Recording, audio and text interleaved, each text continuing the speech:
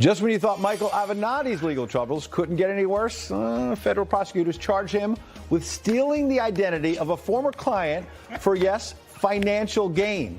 And the client is believed to be none other than porn star Stormy Daniels. You can't make this up. Howie Kurtz with the simply unbelievable details on this story next.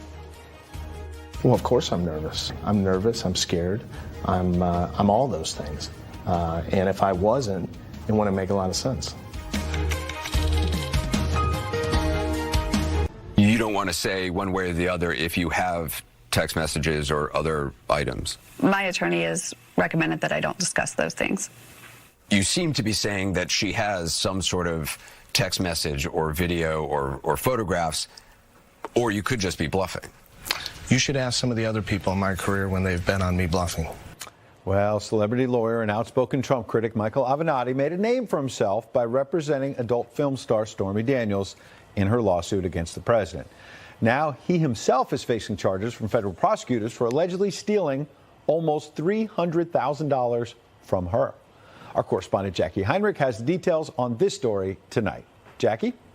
Well, Ed, federal prosecutors say Michael Avenatti took money that was supposed to go to Stormy Daniels for her book deal, faking documents behind her back, and then lied to her about where the money was. Stormy Daniels was due to receive $800,000 over 4 payments for her memoir, Full Disclosure, a tell-all about her alleged affair with President Trump.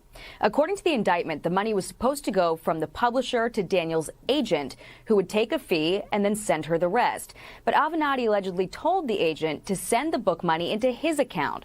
Those instructions complete with what appeared to be Daniels' signature. Over several months, Avenatti allegedly stole $300,000 of Daniels' money and spent it on lease payments for his Ferrari, hotels and restaurants, even payroll checks to employees at his coffee company and law firm. Daniels asked Avenatti where her late money was, telling him, "I'm sending publisher a certified letter demanding payment and firing Agent 1. Then I may post it online for fun." Prosecutors say Avenatti didn't tell Daniels he already had the money, but told her not to fire the agent because she would need their help to sue for the payment. On other occasions, he allegedly suggested the funds hadn't come in because of poor book sales. Avenatti told Fox News Today, "I look forward to a jury hearing all of the evidence and passing judgment on my conduct. At no time was any money misappropriated or mishandled. I will be fully exonerated once the relevant emails, contracts, text messages, and documents are presented." The former celebrity lawyer faces up to 69 years behind bars for wire fraud, identity theft, conspiracy, and extortion.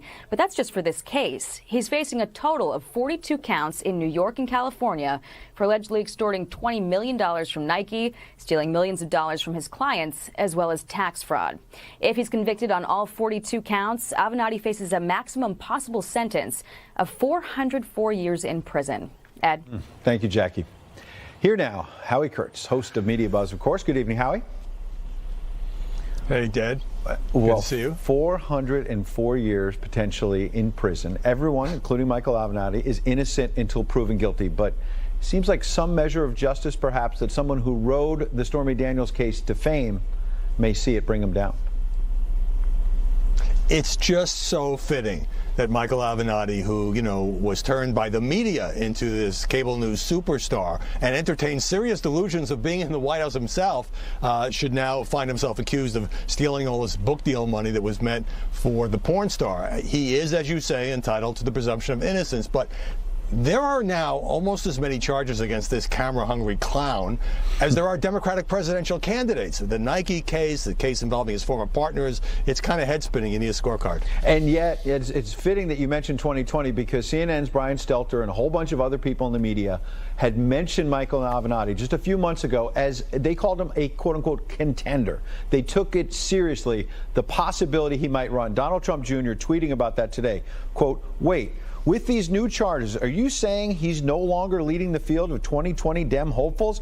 I remember when CNN and MSNBC had pretty much anointed him the frontrunner. Hashtag good times." Frontrunner may be a stretch, but he was puffed up there as a potential contender. Well, the first thing that CNN and MSNBC did was to put him on, day after day, sometimes multiple times a day, when he was out there pushing the Stormy Daniels case, her allegation of a long ago sexual contact with President Trump, which he denies, by the way. And then when he said, "Oh, I'm going to Iowa, I'm exploring a run for the presidency," there were hosts and anchors who took him very seriously. By the way, every time he was on, they would just run video of Stormy over him for obvious reasons. And so I think the media have a lot to answer for here. And also, it wasn't just those cable networks. He was on Colbert, he was on The View, he was everywhere. Now we know why not that long ago Stormy Daniels cut her ties with her former lawyer. Yeah, in fact, there was a pundit on CNN who was saying at one point, I think you're a serious contender because of your media presence, your presence on cable TV. So it almost seems like a loop. So folks at CNN and MSNBC put him on in an endless loop, create him as a pundit, if you will, and then say, because you're such a big pundit, because you have such a presence, you're on cable TV so much, you might actually run for president. The media were Avenatti's enabler. There is no question about it. And, of course, they loved his message. Attacking Trump is unethical, predicting that Trump was going to go down, and all of that stuff. And then in addition to all this is a new Vanity Fair piece, quoting an ex-girlfriend on the record as saying that he both physically and emotionally abused her. He denies that, but also telling her, according to this ex-girlfriend, that she shouldn't take a waitress job. He freaked out about that because she could be a future first lady if she stayed with him. But you know what the worst thing that the media did here in tarnishing their own reputation? It was during the Brett Kavanaugh hearings when Michael Avenatti represented the third accuser against the Supreme Court nominee. Completely unsubstantiated allegations, which totally blew up later, and yet some news outlets took that seriously and gave him a platform for his empty promises. That's an important point to make. Last point, you mentioned Vanity Fair. In that article, Avenatti himself says, quote, "Some would argue at this point I flew too close to the sun. As I sit here today, yes, absolutely, I know I did, no question. Icarus," talking about Greek mythology. Last point.